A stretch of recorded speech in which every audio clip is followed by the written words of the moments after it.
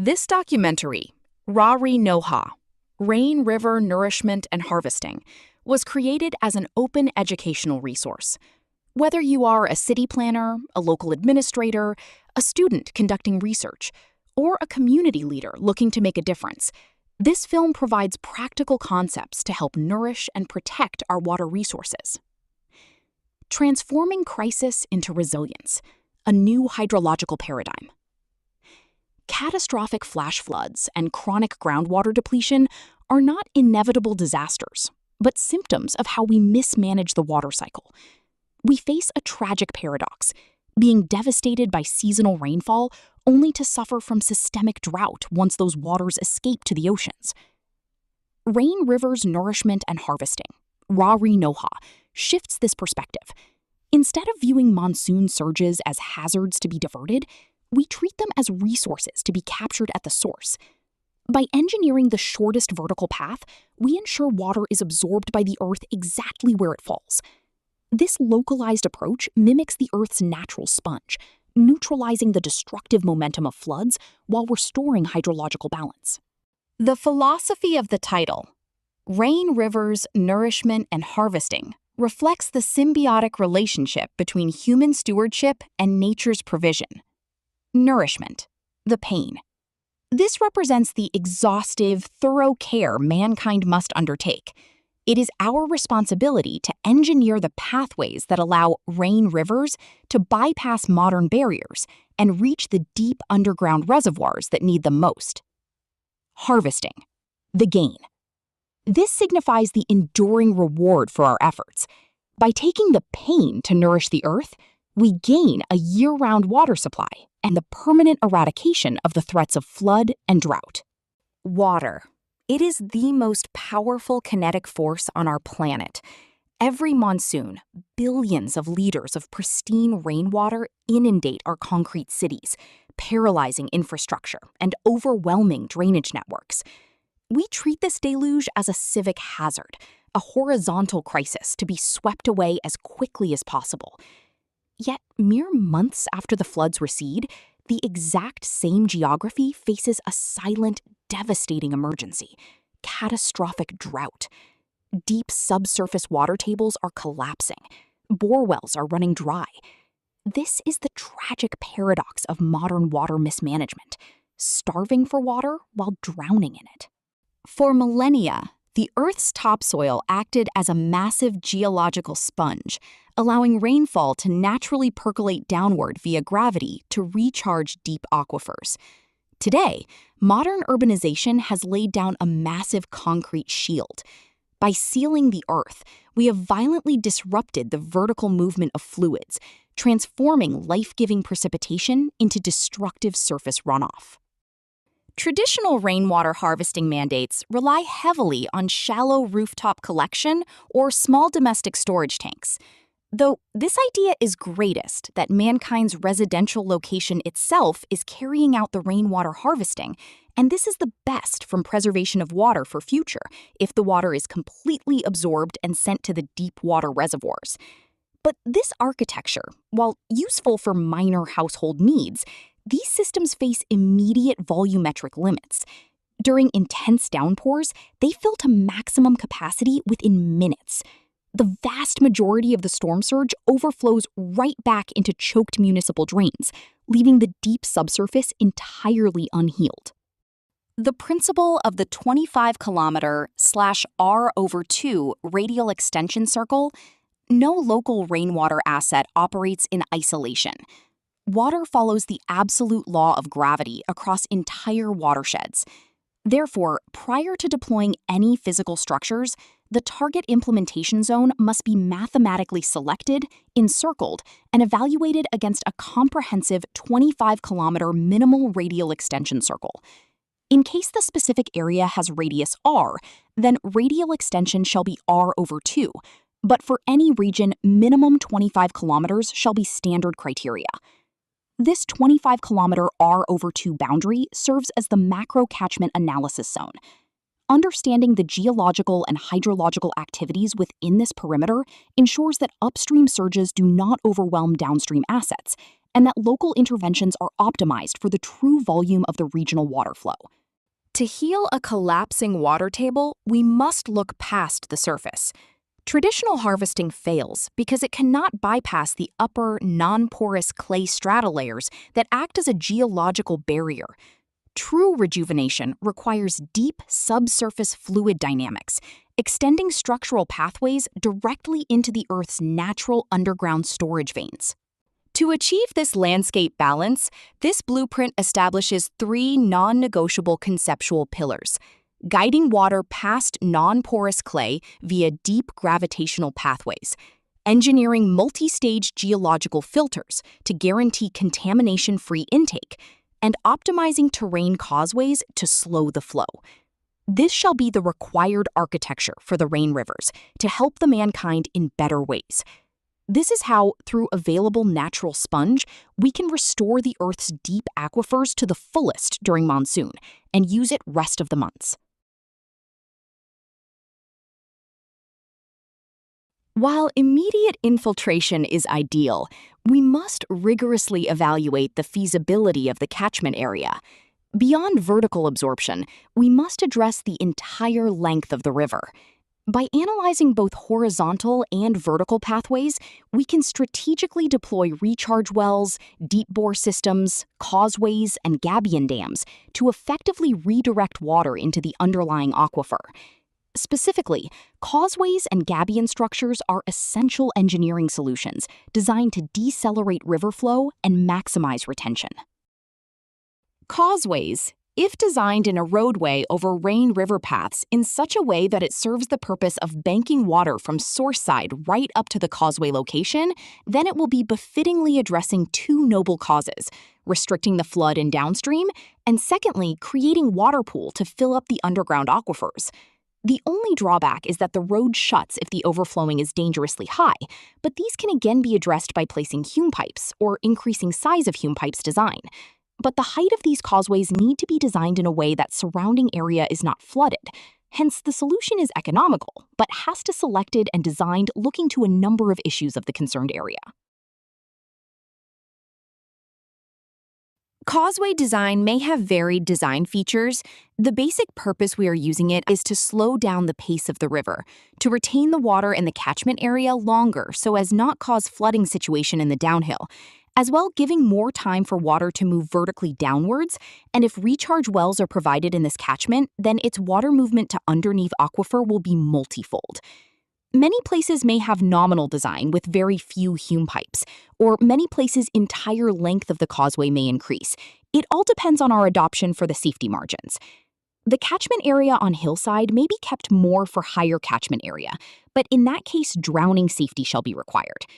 The pictorial view shows very pleasant condition.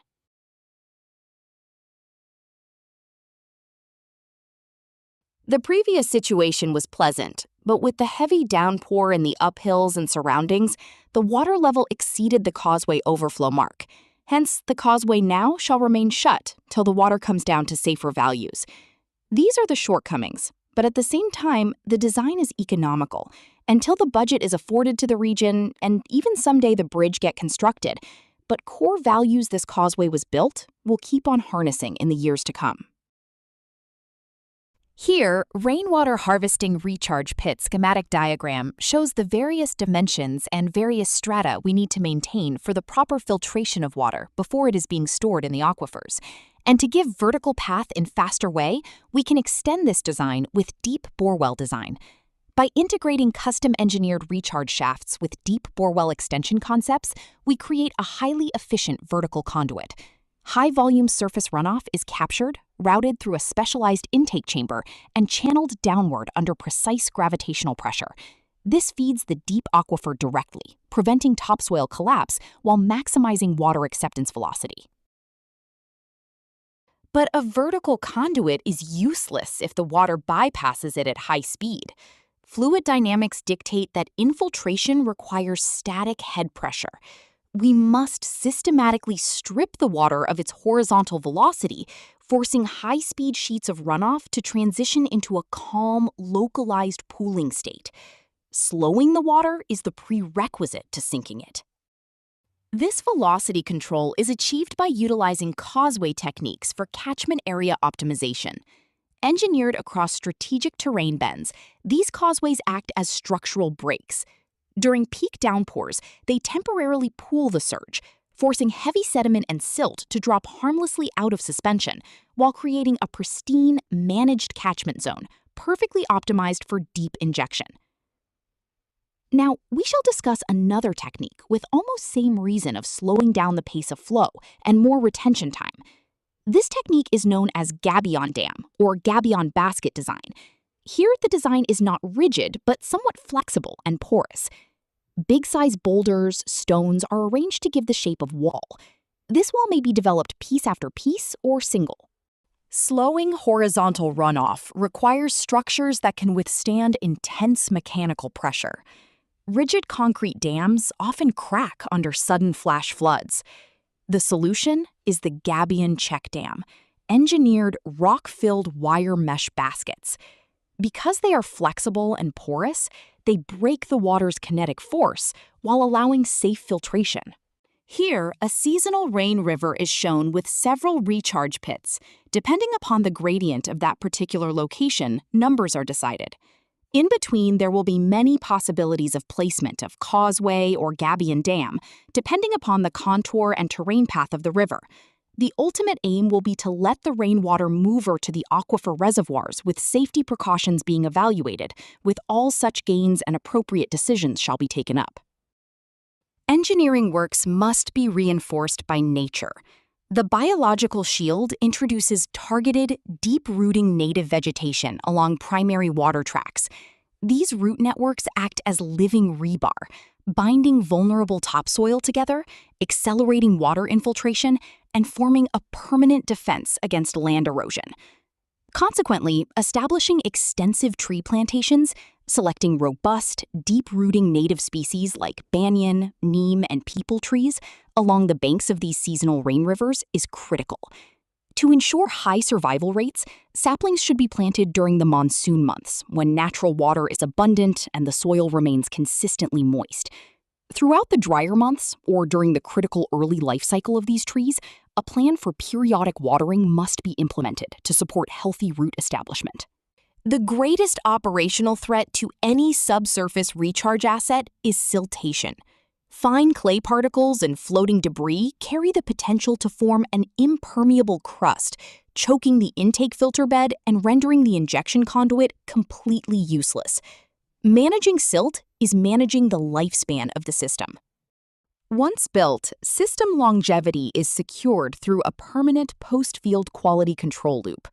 Maintenance protocols follow a strict seasonal calendar: pre-monsoon flushing of filter beds to clear old silt, mid-monsoon structural audits during peak flow velocities, and post-monsoon evaluations to measure bed erosion and prepare the infrastructure for the next annual cycle. The ultimate survival of this infrastructure relies on human ownership. Large-scale public engineering often fails due to long-term neglect. This framework mandates the formation of decentralized water stewardship committees, handing control back to local citizens. Trained in basic visual inspection, debris clearing, and monitoring, the community becomes the self-motivated caretakers of their own water security. To implement this framework effectively, we look beyond isolated properties. True watershed engineering maps out a macro perimeter, tracking volumetric rainfall surges, seasonal water pathways, and geographical contour lines across an entire regional ecosystem. By applying high-resolution topographic contour analysis, we read the exact lines of the landscape. This data reveals precise elevation gradients, highlighting exactly where water will naturally accelerate, erode paths, or pool cleanly during heavy monsoonal storms. With GIS mapping, we layer this topography over available public land parcels. We map the intersections where seasonal flash flood tracks meet uncultivated community land, converting neglected terrain into optimized nodes for massive deep earth recharge. Macro catchment engineering must respect civil infrastructure. The design carefully maps out natural flow vectors to ensure that harnessed stormwater routes safely bypass critical transportation grids, rail lines, and tar highways without ever compromising public safety. System transformation requires a disciplined timeline. The deployment roadmap coordinates civil engineering and biological planting across 4 distinct seasonal phases, transforming a raw landscape into a functioning water harvesting grid in less than 1 year. Execution shifts from digital mapping to physical machinery. Civil teams reshape the land, installing deep settling pits, constructing causeway buffers, and sinking reinforced barbell conduits to ready the terrain for the upcoming monsoonal surge. An engineering asset requires permanent validation. The post-field quality loop institutes a rigorous calendar tracking cycle, conducting structural inspections and water quality tests before, during, and immediately after seasonal deluges. The ultimate test of handbook RaRiNoaHa, Rain, River, Nourishment, and Harvesting, authored by Mukesh Bhatt, is the general wisdom brought out in very simple understanding language, with the focus on very few elements. If taken care, then after nourishment, it's definitely the harvesting. The observation points and the actions informed shall definitely come out with heaps of benefits to the mankind. The paradox of flood and drought is a global crisis. Yet, the solution is now localized and accessible through an open-source framework, carefully guided by this handbook. This framework stands as a universal blueprint, ready to be deployed across every continent to restore the Earth's sponge and ensure water security for generations to come. Closing the journey. With this, we arrive at the end of our journey. What follows is an inspirational act of stewardship, taken up by a few villagers and students. Let's listen to what they have to share.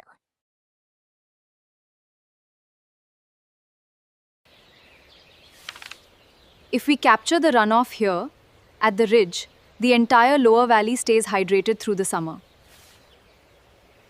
A dry river isn't dead. It's an opportunity.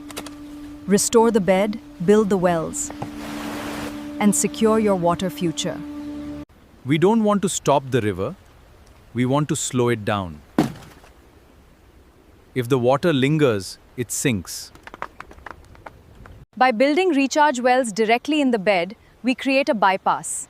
These shafts take the monsoon surge and inject it straight into the deep aquifers.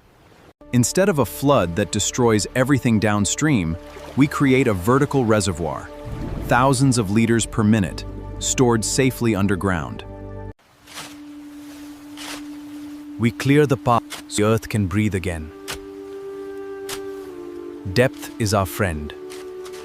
A healthy riverbed isn't just a channel, it's a sponge. But when it's choked with fine silt and debris, the water just slides over the top. When the monsoons arrive, our work begins. The check dams create recharge pools, holding the water long enough for the wells to do their job. When a single village learns to capture and harvest its seasonal rainwater, it achieves a vital, localized triumph, securing its own fields and wells for the dry months ahead. But one community alone cannot rewrite the climate map. The real magic happens at scale. When 1,000 villages unite to implement deep groundwater recharge systems across the hills, they transform the entire landscape into a massive natural sponge. By retaining monsoonal surges safely at the source, they replenish the deep aquifers and ensure that the metropolitan cities far downstream are permanently insulated from catastrophic flooding. We nourish the river, and now, even in the driest months, the river nourishes us. A rain river only works if we keep its heart clean. This silt goes back to the farms. It's rich soil. See? The earth isn't just dirt. It's a giant sponge. And you are the ones who will make sure it never goes thirsty. This is not where our story ends, but where our collective responsibility and journey begins. We extend our deepest gratitude to the engineers, researchers, and organizations whose foundational work makes safer, more resilient infrastructure possible.